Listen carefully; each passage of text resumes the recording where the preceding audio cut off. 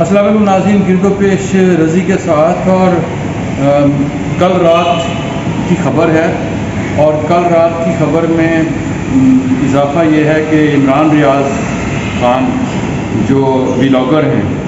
انہیں کل گرفتار کیا گیا بغاوت کے مقدمے میں، اور انہیں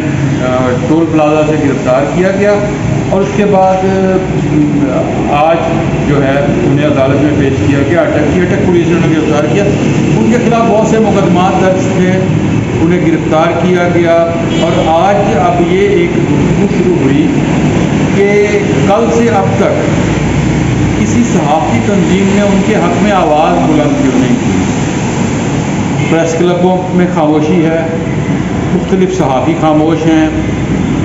اور آزادی اظہار سب کا حق ہے، سب کو اپنا حق جو ہے وہ حاصل ہے کہ وہ اپنا نقطہ نظر بیان کریں، اور یہ بنیادی حق ہے ہمارا سب کا، اور ہم بھی کرتے ہیں۔ لیکن ان کا اس حد تک تو یہ معاملہ ٹھیک ہے کہ انہیں ان کے بنیادی حق سے روکا گیا جب انہیں گرفتار کیا گیا۔ پھر سوال یہ پیدا ہوتا ہے کہ آواز کسی نے بلند کیوں نہیں کی؟ انہیں گرفتار کیا گیا، اس کے بعد اب ہائی کورٹ نے ان کی جو ہے انہوں نے درخواست ضمانت کی دائر کی، لیکن ہائی کورٹ نے کہا یہ میری جورسڈکشن نہیں ہے، آپ لاہور ہائی کورٹ سے رابطہ کریں، اور اس کے بعد انہیں اٹک میں بھیجا گیا۔ اٹک کی اور ان کی تصویریں آئیں، اور اس میں ان کی رات کی جو ان کو رات کو حوالات میں بند کیا گیا اس کی ایک ویڈیو آئی، اور پھر تصاویر آئیں جن میں وہ ہتھکڑیاں وغیرہ انہوں نے باندھی ہوئی ہیں، ان کو باندھی ہوئی ہیں اور وہ بیٹھے ہوئے ہیں، اور ان کی شیپ بہت زیادہ بڑی ہوئی ہے، ان کی حلق غیر ہے، اور پھر اس میں کچھ اور لوگوں کی گفتگو شروع ہو گئی کہ ان پر تشدد ہوا، انہیں کھانے کو نہیں دیا، انہیں کپڑے نہیں چاہیے، جو کچھ بھی ہے۔ سوال یہ پیدا ہوتا ہے کہ ان کے حق میں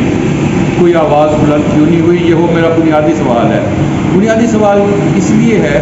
کہ صحافی جو ہے وہ غیر جانبدار ہوتا ہے، صحافی کا کسی نہ کسی جانب جھکاؤ ضرور ہوتا ہے، ہم سب کا جھکاؤ ہوتا ہے، لیکن صحافی کسی کا اعلیٰ کار نہیں ہوتا۔ انہوں نے جو اس دن تقریر کی، جس کے بعد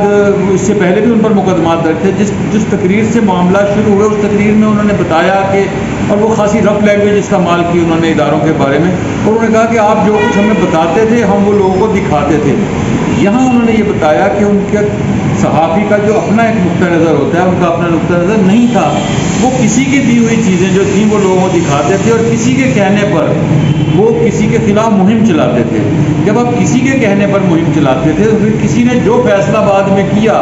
ان کا یہ کہنا تھا کہ ہم آپ کے کہنے پر ان کو چور کہتے رہے، لیکن آپ ان کی حمایت کیوں کر رہے ہیں؟ تو آپ اگر کسی کے کہنے پر کسی کو چور کہتے رہے، تو کسی نے اگر اب اس کی چوری کے بارے میں خاموشی اختیار کر لی ہے، یا ایک آئینی طریقے کے تحت ان کو تبدیل کر دیا گیا ہے، اور آئین کے تحت ہی تبدیل کیا گیا ہے، تو پھر آپ کو کسی کا وہ فیصلہ بھی قبول کر لینا چاہیے۔